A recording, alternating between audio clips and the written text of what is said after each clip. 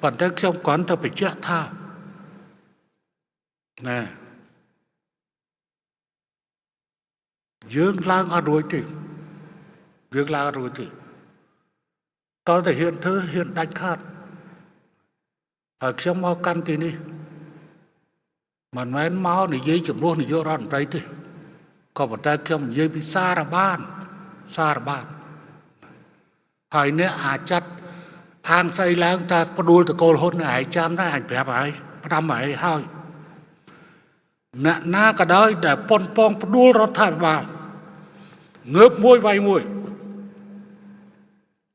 nè đây thơ để vô bài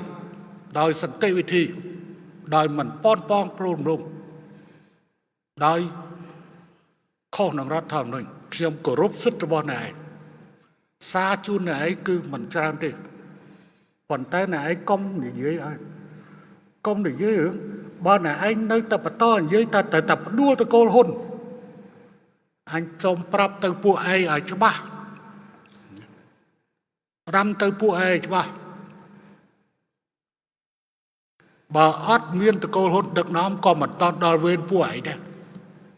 គឺមានតែក្រុមវងទេវតាកូនទេវតាទេដែលមានសិទ្ធិកាន់កាប់អំណាចទៅប្រទេសនេះ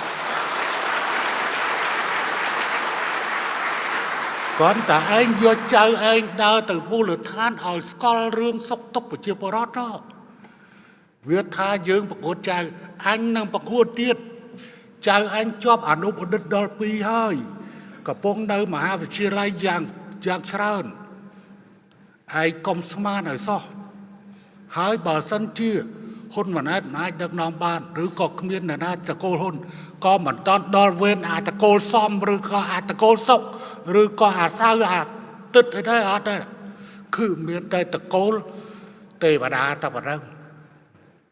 តកូលទេវតាគឺបានតែគណៈបព្វជិជនមិនតន់ដល់វេនពួកឯងទេ